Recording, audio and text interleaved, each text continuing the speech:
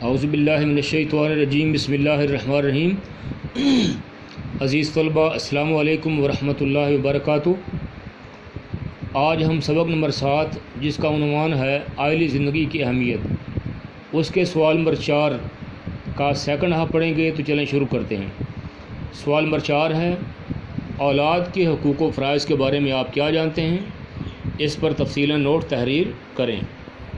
تو اس second half کا جو ٹاپ کی مین ہیڈنگ وہ بنتی ہے اولاد کے حقوق یعنی والدین کے فرائض۔ اولاد کے حقوق یعنی والدین کے فرائض۔ جیسے والدین کے حقوق ہیں اسی طرح ان کے کچھ فرائض بھی ہیں جو کہ اولاد کے حقوق ہیں، جن کی صحیح ادائیگی کے بغیر کبھی بھی ایسا معاشرہ قائم نہیں ہو سکتا کہ جس پر اعلیٰ تہذیب و تمدن کی عمارت کھڑی کی جا سکے۔ والدین ہی اپنے بچے کی اچھی تربیت کر کے اس کو معاشرے کا ایک اچھا شہری بناتے ہیں۔ اولاد کے حقوق میں سے چند حقوق درج ذیل ہیں۔ نمبر 1، اولاد کی پرورش اور نگہداشت۔ اولاد اللہ تعالیٰ کی بہت بڑی نعمت ہے۔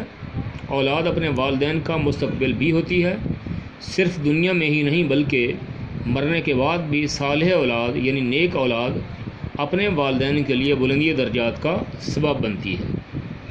دور جاہلیت میں کچھ لوگ اپنی اولاد کو مفلسی کے ڈر سے یعنی غریبی کے ڈر سے پیدا ہوتے ہی قتل کر دیتے تھے، جبکہ کچھ لوگ بچیوں کی پیدائش کو اپنے لیے منحوس خیال کرتے تھے یعنی بدقسمت خیال کرتے تھے، اور ان کو پیدا ہوتے ہی زندہ درگور کر دیتے تھے، زندہ دفن کر دیتے تھے۔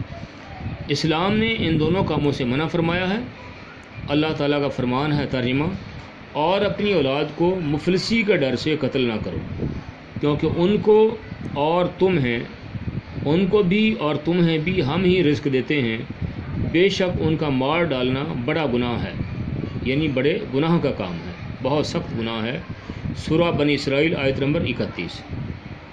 ایک اور مقام پر اللہ تعالیٰ کا فرمان ہے ترجمہ، اور جب زندہ درگور کی جانے والی لڑکی سے پوچھا جائے گا کہ وہ کس گناہ پر ماری گئی۔ سورہ التکویر آیت نمبر 8 اور 9۔ یعنی قیامت کے دن اس بچی سے، اس لڑکی سے پوچھا جائے گا کہ جس کو زندہ دفن کیا گیا، پوچھا جائے گا کہ اس شخص سے کہ یہ لڑکی کس گناہ کی بنا پہ جو ہے اس کو قتل کیا گیا اور اس کو زندہ دفن کیا گیا تھا۔ اس کا جواب اس بندے کو دینا پڑے گا۔ لیکن یہ رسمیں جدید اشکال میں آج بھی موجود ہیں۔ کوئی بچی کی پیدائش کو اپنے لیے منحوس خیال کرتا ہے اور اسقاط حمل یعنی حمل گرانے کی کوشش کرتا ہے، تو کوئی سرے سے اولاد ہی کو اپنے لیے بوجھ خیال کرتا ہے۔ کوئی غربت کا ڈھونگ رچا کر اپنی اولاد کو بیچ رہا ہے۔ تو یہ سارے طریقہ کار جو ہیں وہ آج کی صورتحال میں یہ غلط ہیں، لہذا ان سے ہر مسلمان کو بچنا چاہیے۔ دوسری ہیڈنگ ہے عقیقہ اور ختنہ۔ بچے کی پیدائش کے بعد سب سے پہلے جو کام کیے جاتے ہیں ان میں نہلانے کے بعد اس کے دائیں کان میں اذان اور بائیں کان میں اقامت کا پڑھنا ہے۔ پھر 7ویں دن جو امور سر انجام دیے جاتے ہیں، جو کام سر انجام دیے جاتے ہیں، ان میں بچے کا عقیقہ کرنا اور اس کا اچھا سا نام رکھنا ہے۔ عقیقہ میں بچے کی طرف سے 2 بکرے اور بچی کی طرف سے 1 بکرا ذبح کر کے گوشت کھلانا ہے۔ اسی طرح رسول اللہ صلی اللہ علیہ وسلم کے فرمان سے بھی یہ چیز بھی ثابت ہوتی ہے کہ بچے کے سر کے بال منڈوا کر ان کی ہم وزن چاندی صدقہ کی جائے۔ ختنہ کروانا بھی والدین کی ذمہ داری ہے، جو کہ عموماً 7ویں دن ہی کر دیا جاتا ہے۔ نمبر 3، تیسری ہیڈنگ ہے دودھ پلانا۔ اللہ تعالیٰ نے بچی کو دودھ پلانے کی زیادہ سے زیادہ مدت 2 سال مقرر کی ہے۔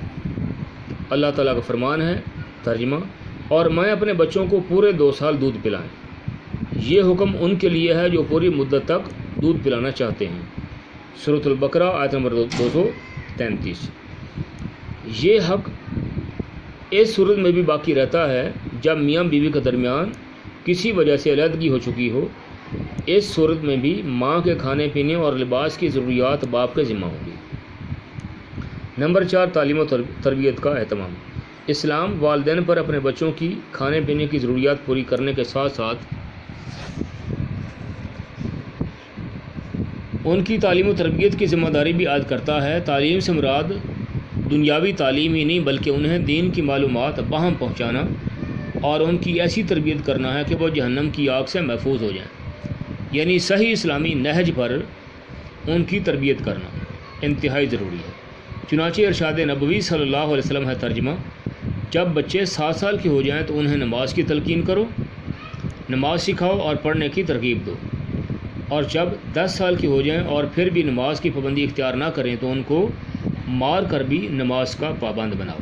سنن ابی داؤد کی یہ حدیث مبارکہ ہے۔ 5ویں ہیڈنگ عدل و مساوات۔ والدین کا فرض بنتا ہے کہ وہ اپنے سارے بچوں کے ساتھ یکساں سلوک کریں، کسی سے فرق نہ رکھیں اور ان میں سے کسی کو دوسرے پر بلا وجہ ترجیح نہ دیں۔ وراثت میں تو اگرچہ بیٹی کا حق بیٹے کی نسبت آدھا ہے، یعنی زندگی اور دوران تربیت، لیکن زندگی اور دوران تربیت دونوں یکساں ہیں، برابر ہیں، اور دونوں کا حق برابر ہے۔ آج ہمارے معاشرے میں بچے کے تو تمام لاڈ پیار پورے کیے جاتے ہیں، لیکن بچی کو ہر طرح سے محروم رکھا جاتا ہے، جو کہ بالکل غیر شرعی فعل ہے۔ 6ٹھی ہیڈنگ ہے نکاح کا حق۔ والدین کے فرائض میں سے یہ بھی ہے کہ جب اولاد جوان ہو جائے تو اچھی اور مناسب جگہ ان کا رشتہ کر دے اور اس میں دیر ہرگز نہ کرے۔ رسول اللہ صلی اللہ علیہ وسلم کا فرمان ہے 3 چیزوں میں دیر نہیں کرنی چاہیے۔ نمبر 1 نماز میں جب کہ اس کا وقت ہو جائے۔ نمبر 2 جنازے میں جب کہ وہ حاضر ہو۔ نمبر 3 بچوں کی شادی میں جب ان کا مناسب رشتہ مل جائے۔ یاد رہنا چاہیے کہ بچوں کی شادی کرنا والدین کا فرض ہے، لیکن شرعی طور پر انہیں اس بات کا پابند بنایا گیا ہے کہ اولاد کی بہتری اور ان کے جذبات اور پسند کا خیال رکھیں تاکہ ان کی رضامندی ضروری ہو اور وہ دلی طور پر سکون میں۔ عزیز طلباء، آج کا لیکچر ہمارا پورا ہوا 6 ہیڈنگ کے ساتھ۔ میں امید کرتا ہوں کہ آپ کو اس کی سمجھ آ چکی ہوگی۔